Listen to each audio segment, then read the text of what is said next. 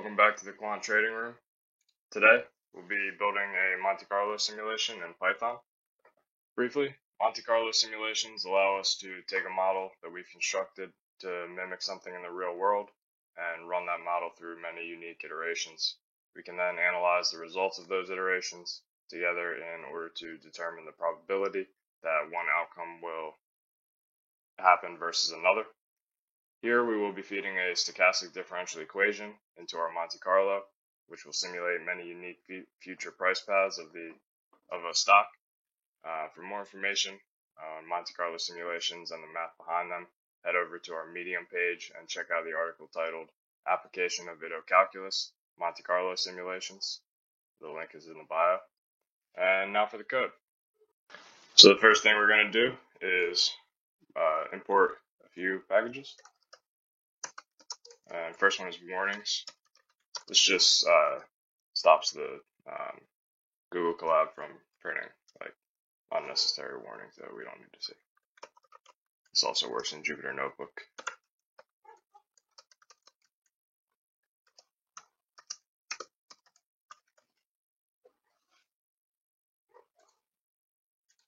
And then our main packages that we'll be using to build the Monte Carlo simulation. Matplotlib.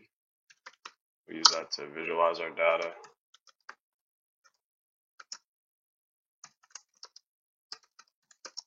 We'll be using NumPy to work with our data and vectorize it.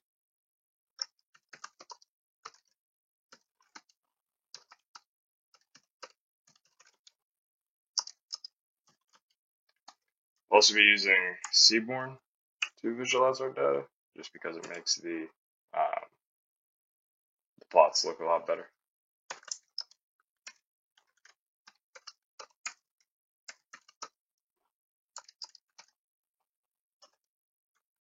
Set the style to white grid.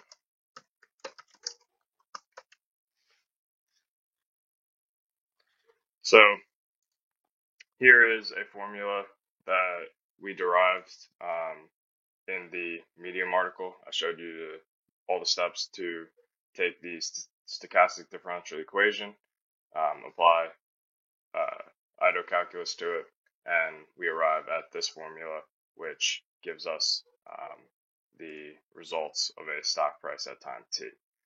It takes into account a bunch of other parameters that we'll go through right now.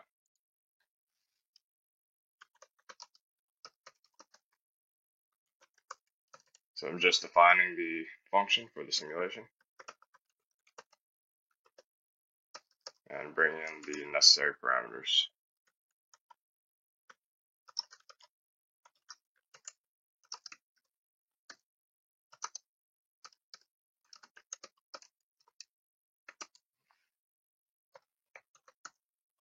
Now for what each of those parameters mean.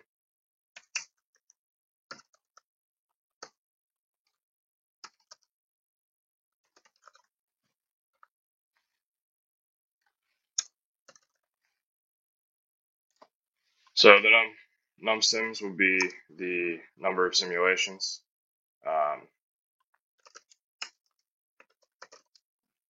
And this will be the iterations, the number of iterations that we want to run the model through.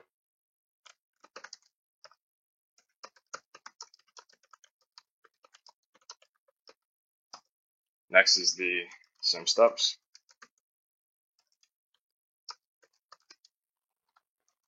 This is the number of steps in each simulation. This is going to correlate to the frequency of your time series data.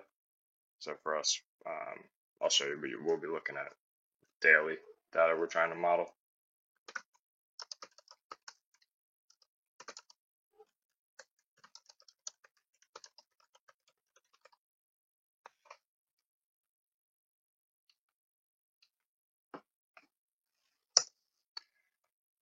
Next is X0 or X0. That's going to be our initial stock price.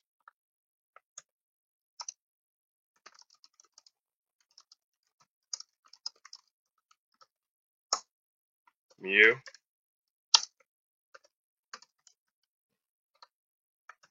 is our risk-free interest rate.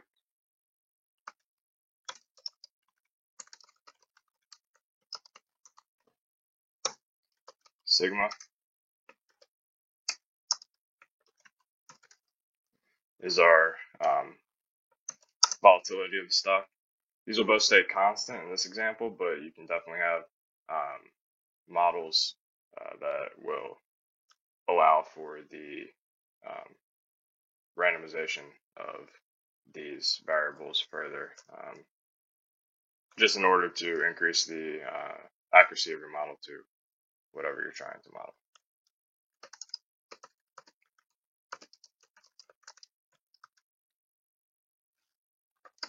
And T will be our time horizon of the simulation.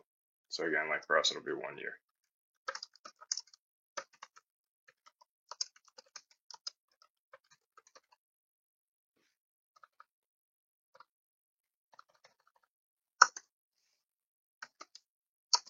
So for our change in time, we're going to have the time horizon divided by the number of steps in our simulation.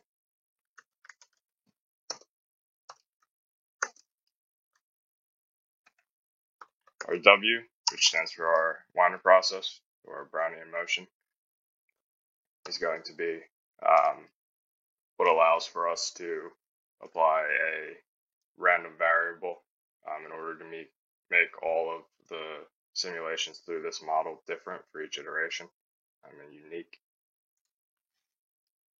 And for more background on why we use this and how we arrive at using this process, how we arrive at this formula, please refer to the Medium article. It should give you a lot of insight.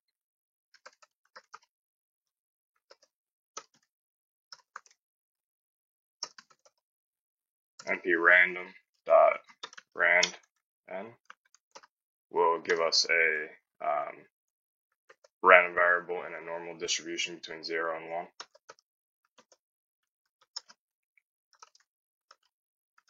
Here we're just building our matrix so that we can vectorize the simulation.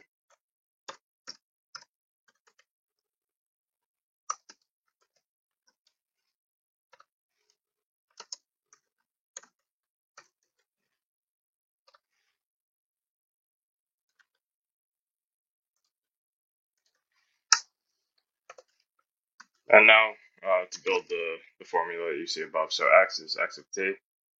That's going to be our final stock price. So we're taking x naught and multiplying that by e to the power of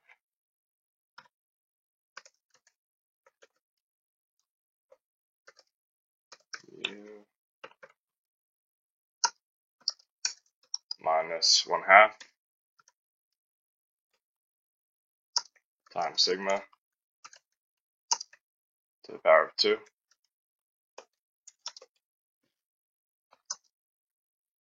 times dt plus sigma multiplied by our Winer process.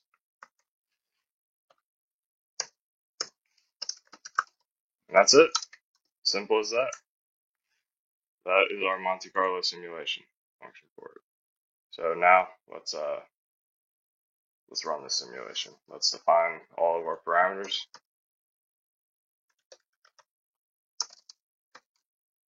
Run it through 10,000 iterations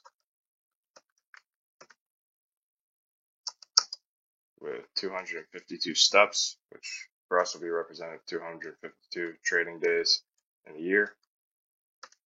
The initial price of our stock is going to be 100. Mu is 0.05. Sigma is 0.1. Our time horizon is going to be 1 year. And we'll call the function.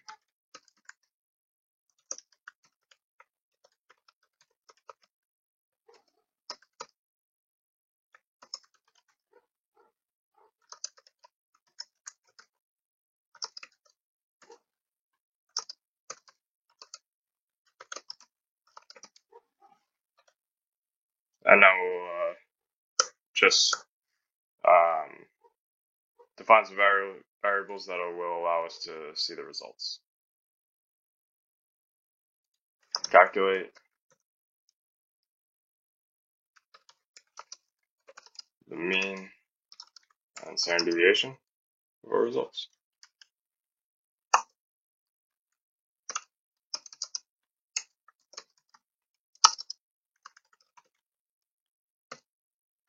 We want all the rows. This is just indexing in NumPy, and the last column for our final values, the final stock prices of each of the simulations. Mean is going to be equal to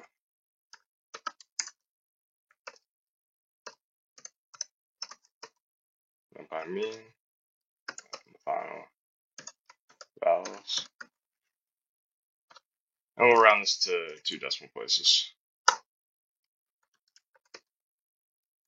Same with the standard deviation.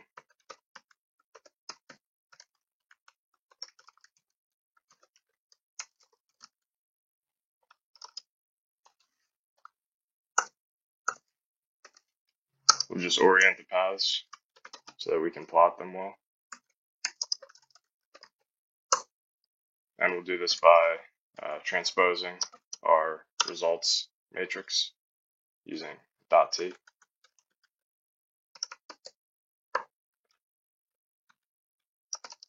And the x, if paths is our y, our x is going to be the length, the steps of the path. So range of 0 to the length of the paths.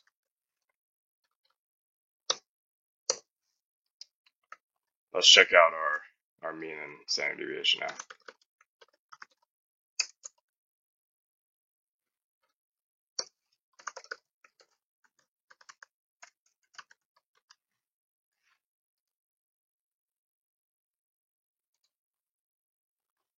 So there you go. So we have a mean of 100.46 and a standard deviation 10.05. Now, in order to show you the graph of the paths and the probability distribution, we need to further use NumPy to build or to define a few other variables. So we're going to create bins that our final prices will be placed into to show the probability distribution. So we're going to bin the simulation results.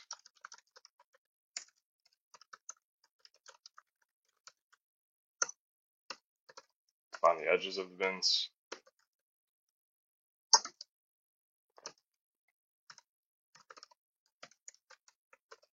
And we'll do that in a range of prices from 50 to 150. And the number of bins we want to see is 26.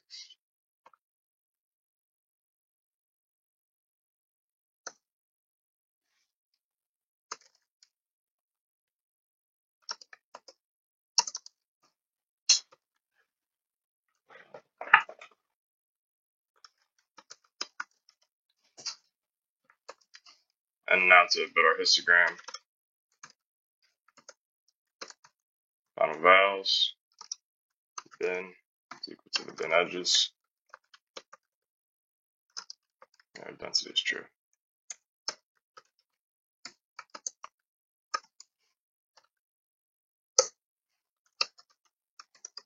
The width of the bins will be bin edges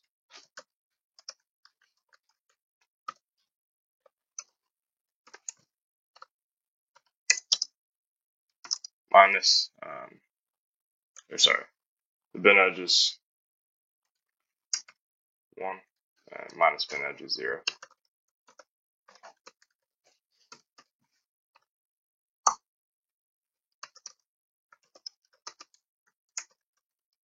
And the bin centers will be bin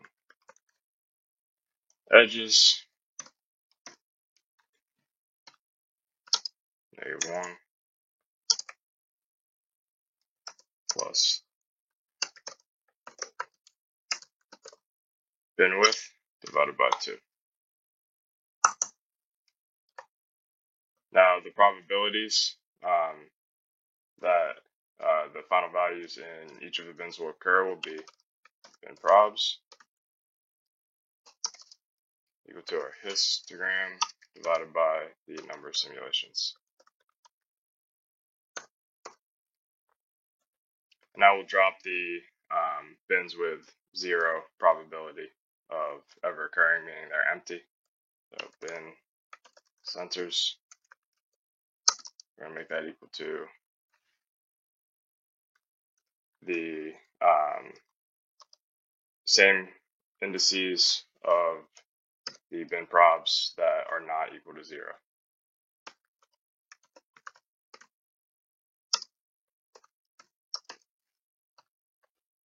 And then the same thing for the bin probs. So we can drop those as well.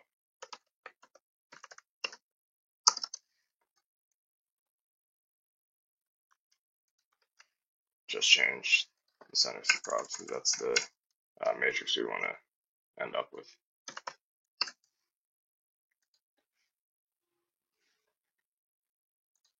We'll run this and I'll show you how to plot it. Need to have an S there.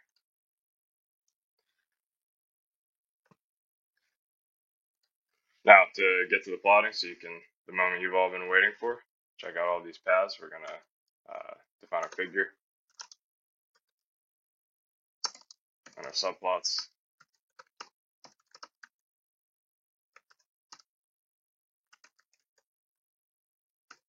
Number of rows we want equal to 2.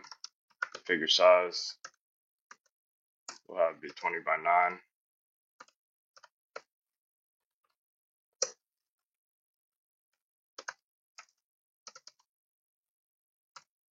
And we definitely want to have a tight layout for this figure with some padding, maybe around 3.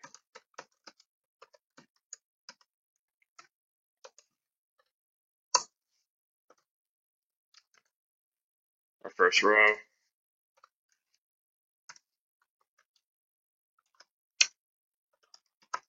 is going to be our price paths.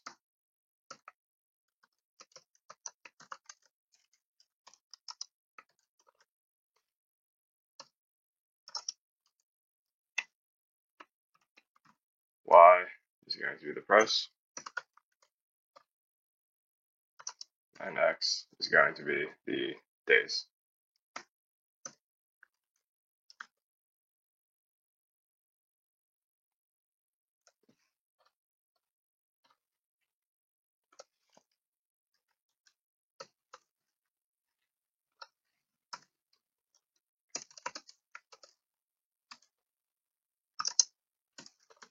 Plot it with the X being our X that we defined above and our paths.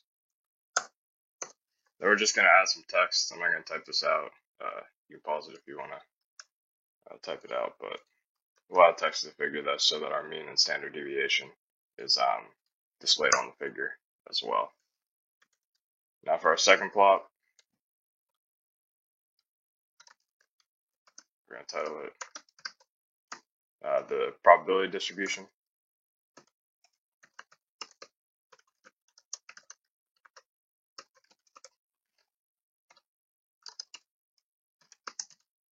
The Y is going to be labeled probability.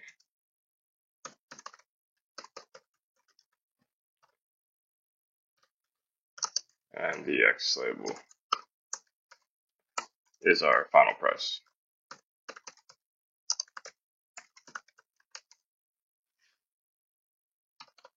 Now, again, I said we're going to use Seaborn in combination with Matplotlib, so we're going to use the SNS.bar plot to visualize our probability distribution. The bin sensors is our X, and bin probabilities is our Y. And we need to make sure that this is grouped with the second subplot, so X of 1.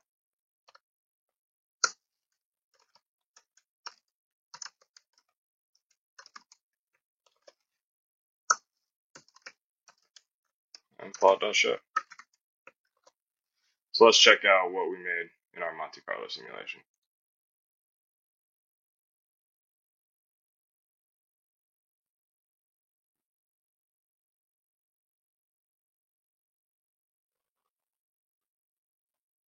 says no property X. Oh, sorry about that. X label. My fault. You know, like Miley Cyrus says, nobody's perfect. You gotta work it again and again till we get it right. Am I right?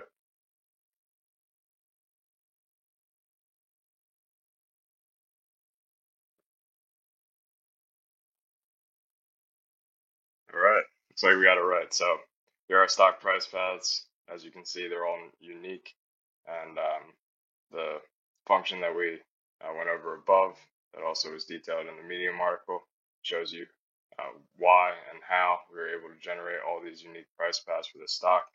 And now we can take a look at the probability distribution that any of these final prices will be occurring at the end of the year.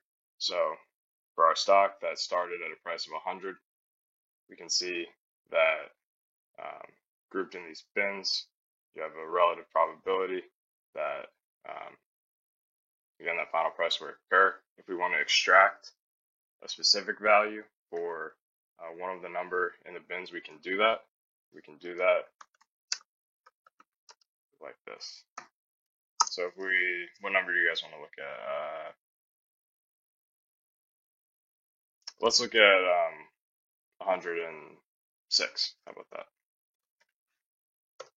106. We're going to have to index the bins for, we're going to have to index the bin that 106 is in, so we'll use NP digitize to do so. And basically what NP digitize does is it returns the rightmost edge of the bin that is less than or equal to the result. So it's going to give us the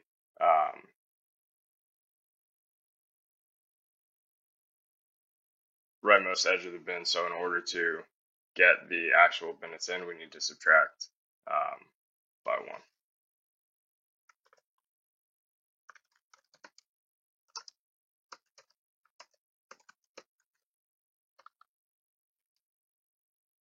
Because that will give us the leftmost edge.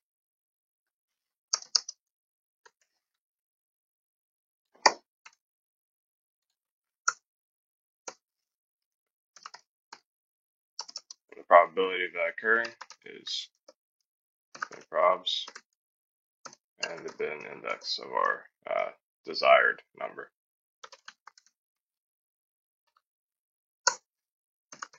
I'll print that out. So the probability that 106 will be the final price of that stock at the end of the year based on our model is 2.9 times e to the negative 7. And that is how you build a Monte Carlo simulation and visualize the probability distribution of your final outcomes. Monte Carlo simulations can be used for a lot of financial modeling, including option price modeling, value at risk calculations, interest rate modeling, and we'll be going through many of those future applications in the future in Medium articles and their corresponding videos. So if you like this video, subscribe so you can get notified when those next videos and articles come out, and hopefully you learned something today. And yeah, thanks for joining us. Have a good one.